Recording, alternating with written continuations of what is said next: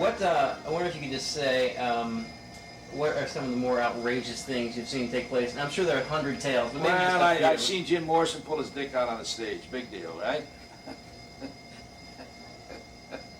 That son of a bitch.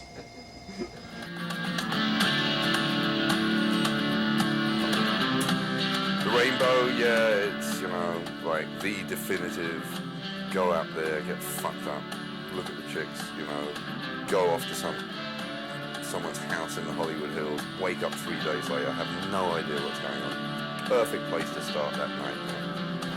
Whoa, I've been coming here for about, 18 odd years now. In particular, the Rainbow, I've been going there for about 14 years. That's where I started out being like very sexually, what do you call it? Unrepressed. Just fucking straight out, all out, partying, drinking, getting laid. Sex, drugs, and rock and roll. I mean, I guess that's what that place was kind of about. All I ever wanted to do was come here and have a drink when I was 15, 16, 17 years old. That's all I wanted to do was come here. You know, you got rock and roll, you got alcohol, you got probably drugs, things like that. You know, it's what rock and roll is. It's a nice ambiance, shall we say. It was Hesher Hell. Big hair, jeans, and cowboy boots. It's just a place where people go. This is, I consider the Rainbow Bar and Grill the home of rock and roll.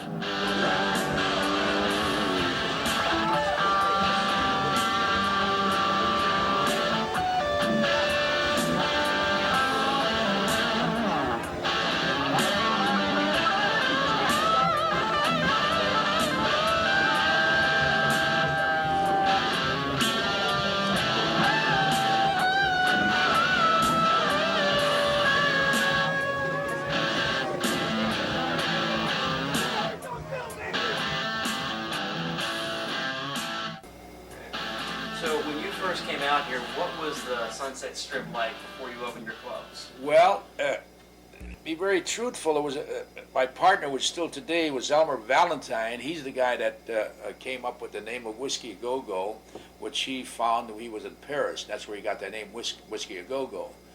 And he actually started the whiskey. And 6 months later, he called me one day. I was at home.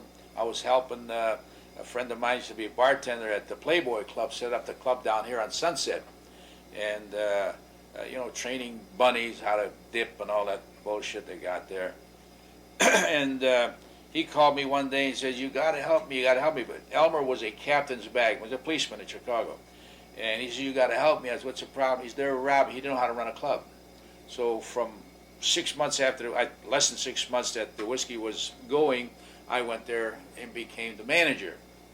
And today I own the building, the land, and everything else.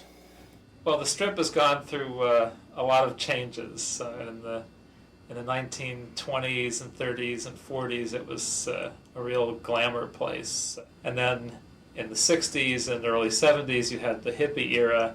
It sort of drove out some of the fancier restaurants and nightclubs, and then led to the next phase, which is the phase of the great rock and roll clubs like the Whiskey and the Rainbow, along with the Roxy, of course.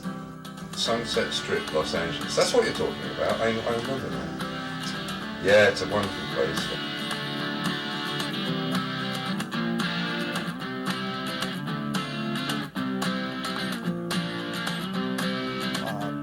It's kind of a ghost town now compared to the way it used to be. I mean, there's still some things happening, but then there was just so much. The kids were everywhere. In summer, the streets were so crowded.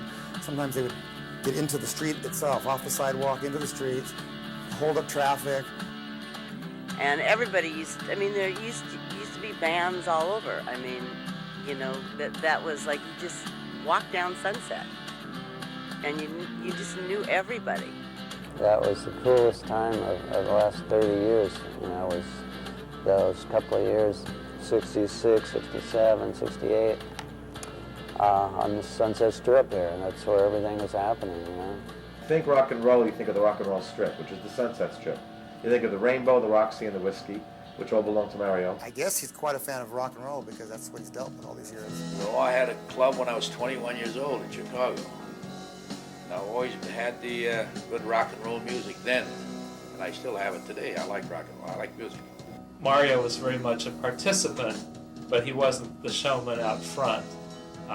He's quietly had an incredible impact on the whole rock and roll era from start to end, with so much talent all the way through, starting at his clubs and going on to becoming worldwide famous names.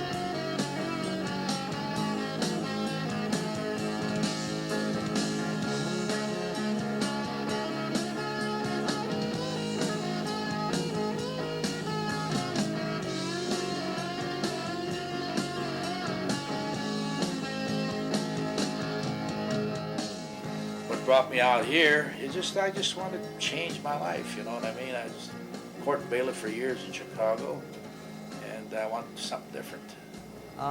He was kind of a scary guy. He was kind of the bouncer type guy, you know, head honcho. But a nice guy, you know, once you get to know him. I mean, I think I've had a long life, and I've only been in the first time I got in the charts was in '72. 30 years before that, he was in fucking, like, Italy fighting with a gun in his hand. He wasn't very old, but he had the gray hair, you know, this slick back gray hair look, which is very cool. But I understand he's 70 now, is he? 75. 75? Fucking hell, Mario. Well, all I can say is, long live Mario, man. I mean, Super Mario. You know, I got here, 1970, went to the Riot House, which I believe is called the Hyatt House now, but it used to be called the Riot House, on Sunset, and walked up the road to the Whiskey A Go-Go, which I always thought was a very strange name, and played this gig with Atomic Rooster, and I've never been back. The Whiskey was the only crap game in town, as I would say. It's the only place in town. There was no other clubs. Today you got 70 clubs out there. That was 1970 or 71.